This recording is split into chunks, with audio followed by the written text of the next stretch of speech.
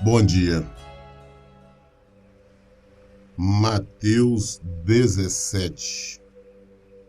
Evangelho de Mateus, capítulo 17. Passados 6 dias, Jesus tomou consigo Pedro, Tiago e João, irmão de Tiago, e os levou em particular a um alto monte. E ali ele foi transfigurado na presença deles. Sua face resplandeceu como o sol, e suas vestes tornaram-se brancas como a luz. Jesus, então, só escolhe o número dos discípulos, escolhe somente 3, vai para o monte ali, né? Alto. E ali, sem comunicar, sem falar nada, simplesmente ele mudou. Ele apresentou ali para os discípulos o corpo glorificado dele. O seu rosto, né, ficou brilhando como a luz do sol. As roupas, as vestes dele ficaram extremamente brancas, né?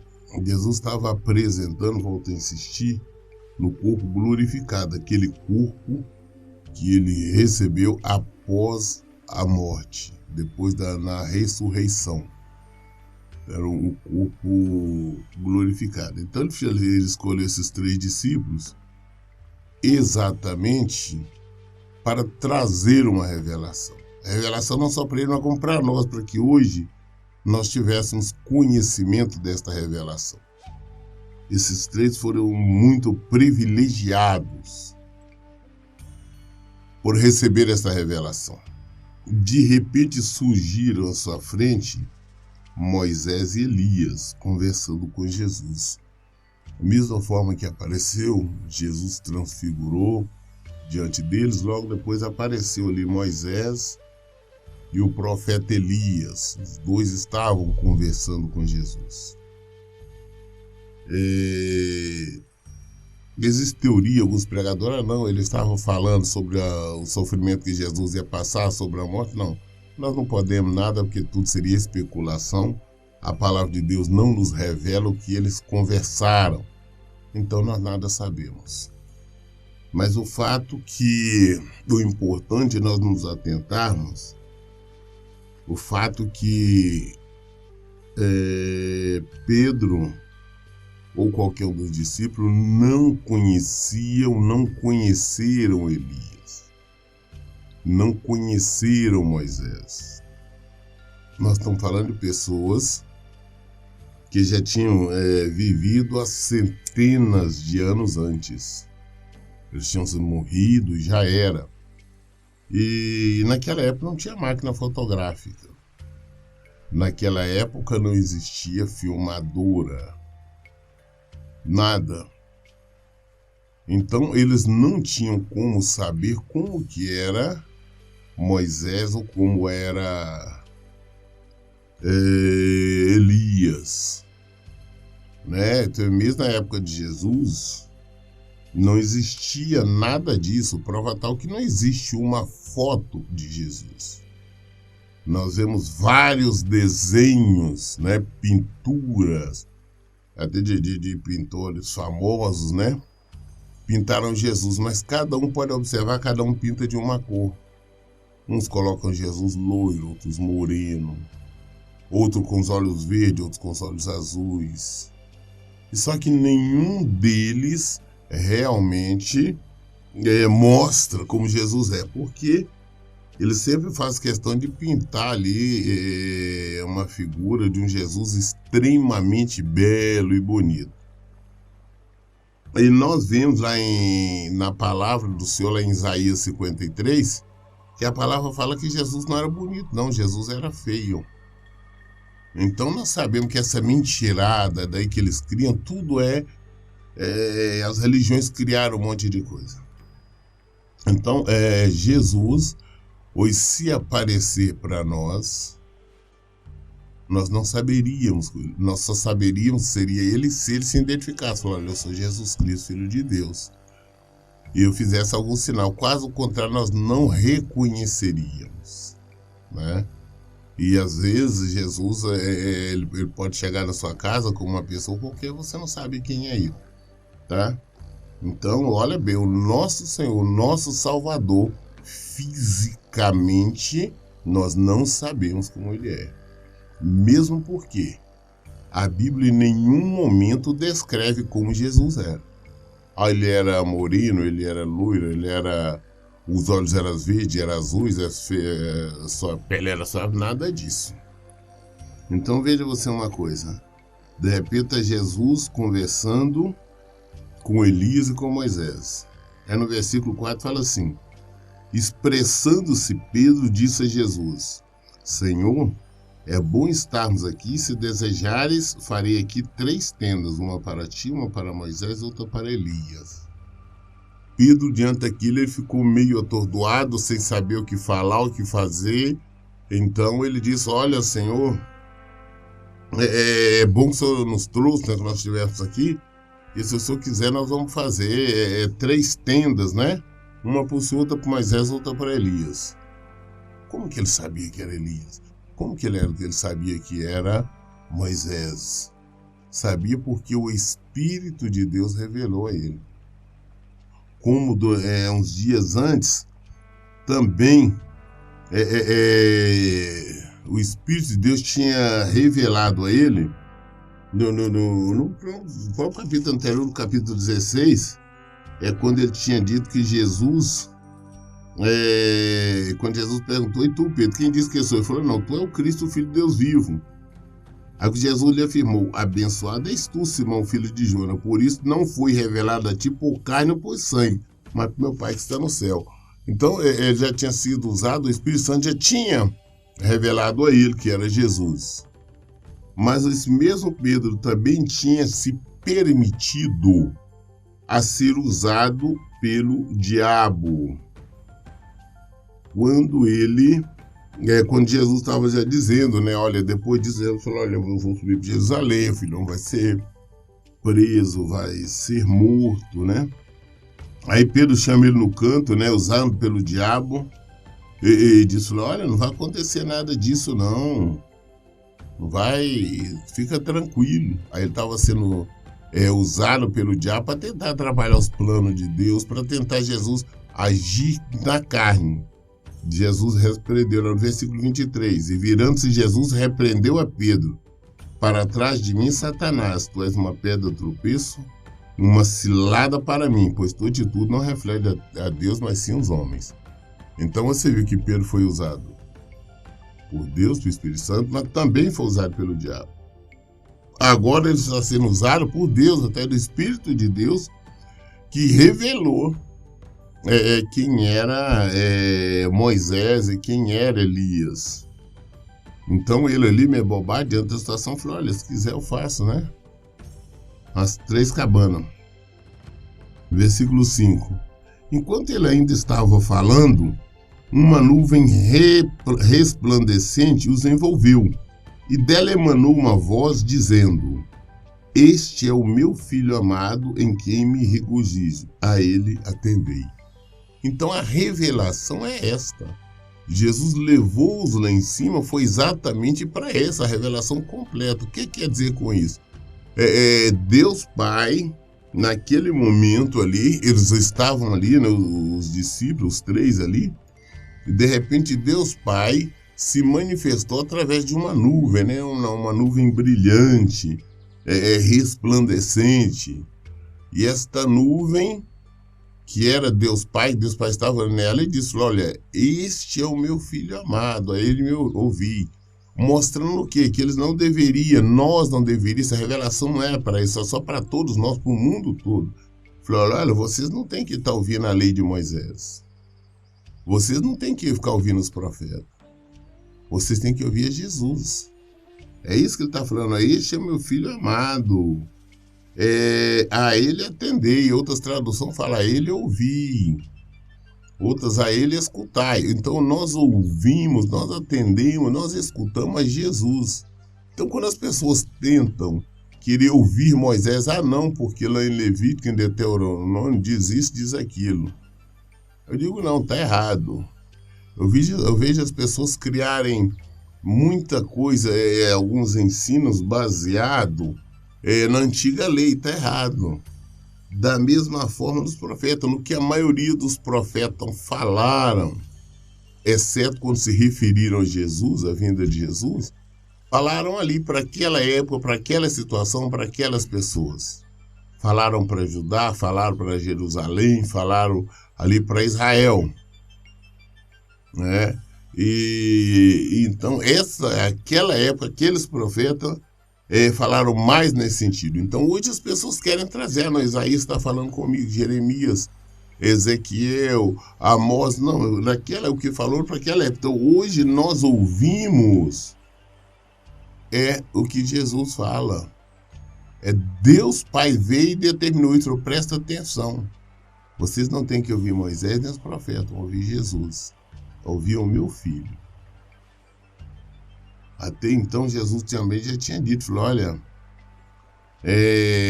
desde João Batista, antigamente vigoravam as leis e os profetas, mas a partir de João Batista tem que se esforçar para entrar no reino.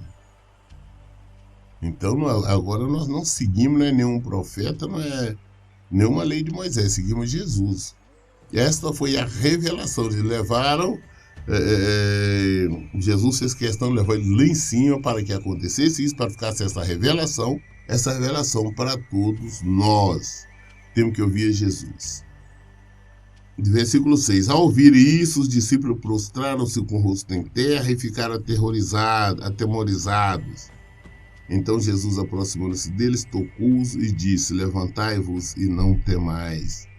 Então, diante de tudo que estava acontecendo, os discípulos ficaram mortos de medo, aterrorizados, caíram no chão, escondendo o rosto. Aí Jesus chega e toca nele e fala, escuta, levanta, não tenha medo, né? Não tenha medo, e levantam. E agora, quando eles levantam, né, versículo 8, ao erguer os olhos, ninguém mais viram, senão somente a Jesus. Levantar, não tinha mais o Deus Pai através da nuvem, não tinha Moisés, não tinha Elias, não tinha nada, e nem Jesus estava com o corpo glorificado, estava já com o corpo normal. Eles não viram mais nada. Então a revelação foi aquele momento. Versículo 9. Enquanto descia do monte, Jesus lhes ordenou, a ninguém conteis a visão que tiveste, até que o Filho do Homem ressuscite dentre os mortos. Falou, olha, essa visão que vocês tiveram, que vocês viram, vocês não contam nada até eu morrer e ser ressuscitado. Por quê? Porque eles fizeram imperar a lei até mesmo para prender Jesus, para matá-lo e tudo mais. Então Jesus falou, olha, essa palavra toda se cumpre porque a salvação nossa, a salvação só se completou depois da morte de Jesus, quando Jesus ali na cruz pegou todos os nossos pecados e levou. Então Jesus disse o seguinte, falou, até que isso aconteça, não conta para ninguém não. E eles não contaram, guardaram sigilo e outras coisas. E só se tornou culpa, nós temos hoje, Jesus só permitiu revelar a nós depois que ele tinha ressurreto, é que veio a Bíblia completa que nós temos hoje, né?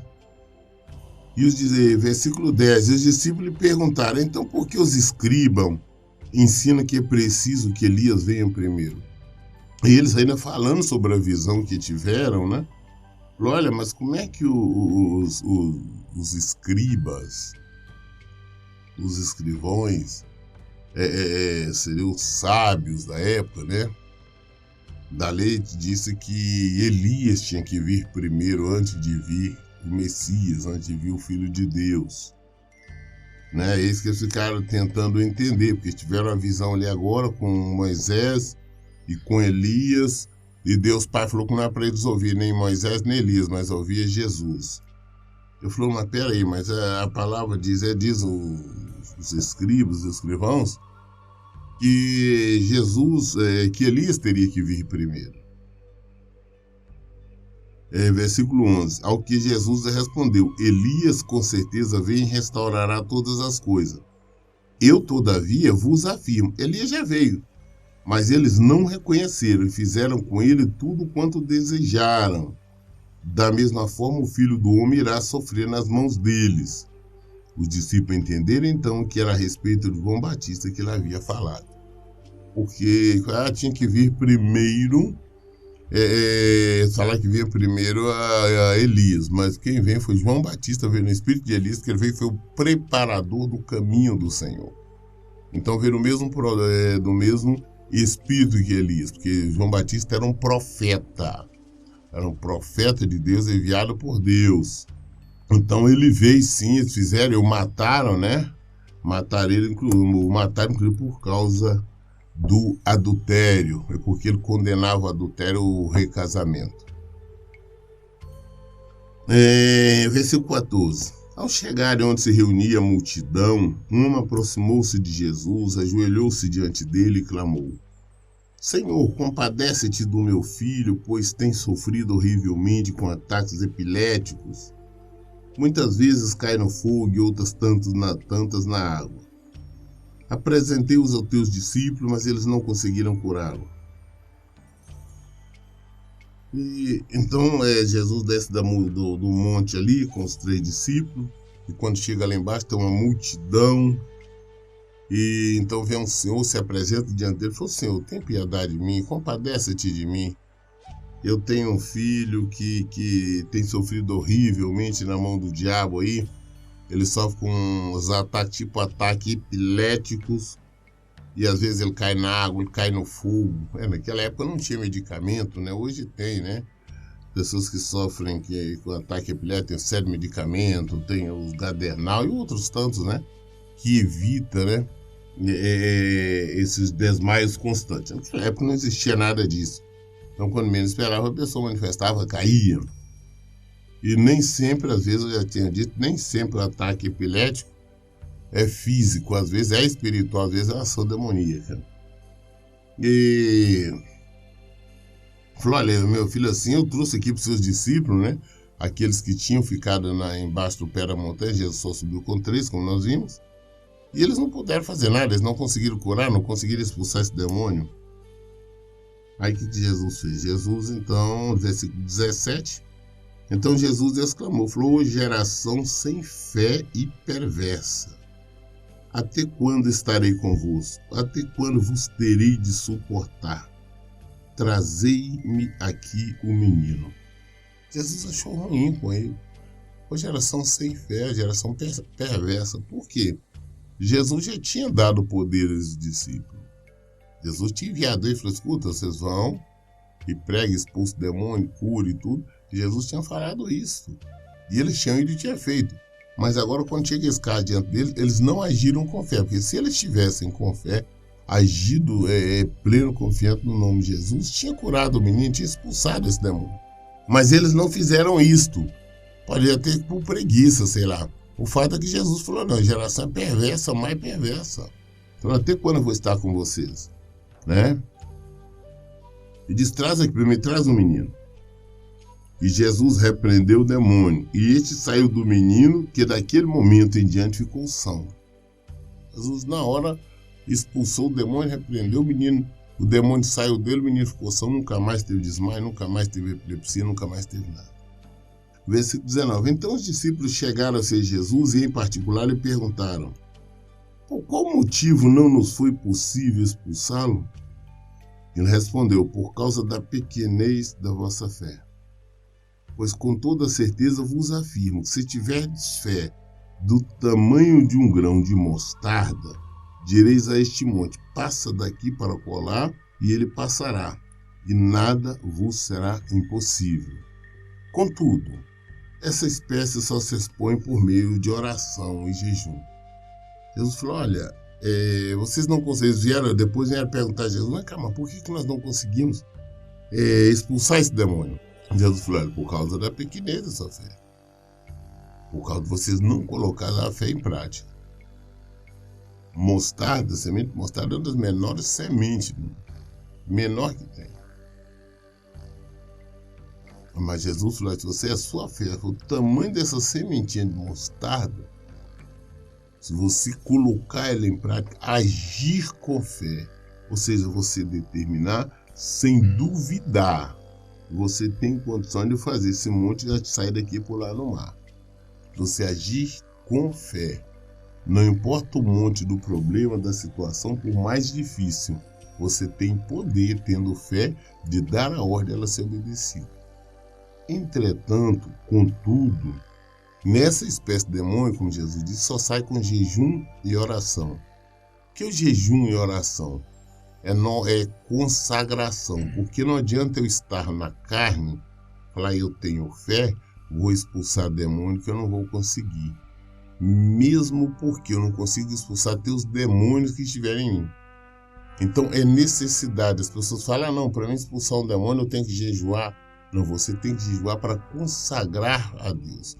Primeiro, você se fortalecer espiritualmente. Você se humilhar diante de Deus. É para o seu crescimento espiritual. Você estando crescendo espiritualmente, você tem poder, sim, de expulsar demônios, tem poder de curar qualquer enfermidade. Mas nós temos que entender também que as pessoas acham que o jejum é assim, não. Certa feita, os discípulos de Jesus vieram perguntar, de João Batista, vieram perguntar, vem cá, por que os discípulos de João Batista e os outros, né, jejuam e os seus não?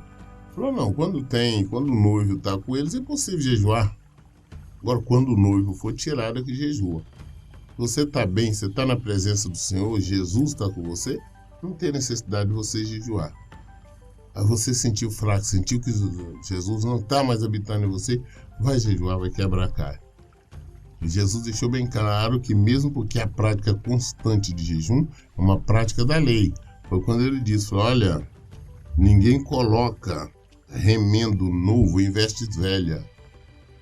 Porque o que acontece, o remendo vai ficar, mas as vestes velhas, que já está podre, vai rasgar, o buraco, o estrago vai ser maior ainda. Ou ninguém coloca vinho novo em odres, vasilhas de couro velho. Porque o que vai acontecer? Até para preservar, a vasilha vai rasgar e vai derramar todo o vinho.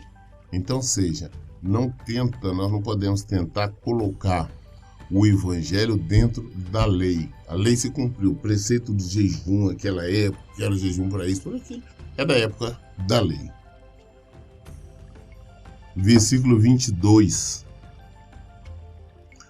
Ao se reunirem na Galileia, compartilhou com eles, dizendo, o Filho do Homem está prestes a ser entregue nas mãos dos homens.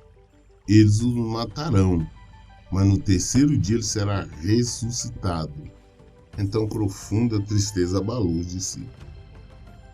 Jesus então depois falou com os discípulos, olha, está prestes de eu ser entregue, né? Eles vão me prender, eles vão me humilhar, vão me machucar, e eu vou morrer. Mas no terceiro dia eu vou ressuscitar. E aí eles ficaram extremamente tristes, ou seja, coisa carnal. Na verdade, deveriam até mesmo ficar alegres, porque ele ia ressuscitar e estar vivo para sempre. Mas eles ficaram tristes. Versículo 24. Quando Jesus e seus discípulos chegaram a Cafarnaum, os cobradores de impostos de 2 dracmas abordaram a Pedro e questionaram. O vosso mestre não paga o imposto de 2 dracmas ao templo? Versículo 25. Sim, paga, respondeu Pedro. Mas quando ele entrou em casa, Jesus se antecipou e perguntou-lhe primeiro, Simão, qual a tua opinião? De quem cobra os reis da terra impostos e tributos? Dos seus filhos ou dos estranhos? Então, quando estão passando ali, Jesus, os cobradores de impostos vieram perguntar, Pedro, vem cá, você e seu mestre, vocês não pagam. Seu mestre não paga imposto, não? Não, paga sim. Mas ele respondeu, ele paga e não falou mais nada. E mesmo porque Pedro não tinha dinheiro nem Jesus naquele momento. Então, aí assim que chegaram, né? Assim, quando entrou em casa, aí Jesus nem deixou o Pedro falar, perguntou para ele, falou, Pedro, vem cá, qual que é a sua opinião? Os reis das terras, as autoridades, né, os governantes, de quem que eles cobram os impostos? Eles cobram dos seus filhos ou dos estranhos? Uma pergunta que Jesus fez a Pedro. É de quem que as autoridades cobram? As autoridades cobram impostos, os tributos dos seus familiares, da sua família, dos seus filhos, ou das pessoas estranhas, pessoas de fora? Versículo 26. Dos estranhos, respondeu Pedro. Ao que Jesus concluiu, logo estão os filhos livres desta obrigação. Pedro falou, não, dos estranhos. Deus falou, então logo estão livres desta obrigação, os parentes. Então, isso é óbvio, nós sabemos. As pessoas, as autoridades, não cobram, eles não exigem o pagamento de impostos dos seus parentes, né? Mesmo porque eles os isentam, né, de pagamento. Todas as autoridades assim procedem. Então, Jesus, depois de perguntar a Pedro isso, aí Pedro dizer que era dos estranhos, que não era dos filhos, Jesus falou, não, então, logo estão livres, né? Estão isentos. Os filhos estão isentos desta obrigação. Versículo 27. Entretanto, para que não nos escandalizemos, vai ao mar, lança o anzol, e o primeiro peixe que fisgar, tira-o, e abrindo-lhe a boca achará um estáter. Retira aquela moeda e entregue a eles para pagar o meu imposto e o seu também. Jesus falou com ele, mas para não escandalizar, para que eles não falem nada, né? Porque, a bem da verdade, Jesus não deveria pagar imposto. Ele veio porque é seu. Deus não está cobrando imposto de Jesus. Mas ele falando para o povo não questionar sobre isso, ou vocês tentar dizer que eu estou levando vantagem, que eu estou usando, vai, paga, mas faz isso, Pedro. Vai ali, joga um anzol na água ali, e você vai pegar um peixe. O peixe que você pegar, esse é o primeiro peixe, você abre a boca dele, e você vai encontrar uma estátua. A estátua equivaleria aproximadamente 4 dracmas, que daria para pagar, então, o imposto dele e de Jesus. Falou, não, vai lá e acha lá uma estátua que valeria 4 dracmas e paga lá o meu e o seu imposto. Então veja você que lugares de onde menos espera, o Senhor faz surgir recursos. Onde esperar que da boca de um peixe sairia o dinheiro? Mas é interessante que não apareceu 2 estátuas, uma outra moeda, um valor maior. Não apareceu exatamente o que eles necessitavam. Não, só para pagar esse imposto aqui, vai lá e pega esse estátua e paga os 4 dracmas. Então, Jesus está mostrando com isso também que o socorro que nós precisamos, o Senhor providencia. Isso de maneira inesperada, de onde nós menos esperamos, surge. Mas para suprir as necessidades, não é para luxo, não é para conforto. Esse negócio, não, o Senhor vai dar luxo e conforto, não. Nem ele mesmo, ele não tinha, porque veja você, da mesma forma que ele providenciou um estáter, se ele quisesse, ele poderia fazer surgir 10, 100 mil, vários, mas não. Só para a necessidade. O Senhor tem compromisso com isso. Então, ele assim fez, assim acontecerá na nossa vida. Nós temos que simplesmente confiar nele e saber que sempre, se nós estivermos vivendo em conformidade com a palavra do Senhor, vivendo de acordo com o evangelho dele, as nossas necessidades serão atendidas. Não temos que nos desesperar. Somente crer. O socorro virá. De onde menos se espera, o socorro virá. Então, e outra coisa, ele deixou bem claro que nós temos que pagar. Então, hoje em dia, quando eu vejo, por exemplo, os templos lutando para isenção, não tem que pagar impostos, não tem que isso, porque a igreja evangélica não. Jesus mostrou o contrário, que nós temos que pagar. Tá? Nós temos que pagar os tributos direitinho. Inclusive, eu sempre faço questão, nós temos um contador, o contador também, claro, é evangélico, de sempre falar com ele, falar, não, tem para pagar os impostos, brigo com ele exatamente para pagar os impostos direitinho, porque o mundo tem outro entendimento. Acha que por ser igreja não tem que pagar, como a maioria das igrejas tem e não pagam. A igreja não quer pagar imposto disso, não quer pagar imposto de carro, IPVA, não quer pagar nada, mas eu prefiro pagar. Todos os nossos impostos nós temos que pagar. Se Jesus pagava, por que eu não vou pagar? Não somos melhor do que Jesus. Eu li hoje um capítulo pequeno, 27 versículos, rápido, né? De Mateus 17. Todas as dúvidas nós esclarecemos na Bíblia. Por isso, em todo tempo eu digo, leiam e pratiquem a Bíblia. Que Deus abençoe. Tenha um bom dia.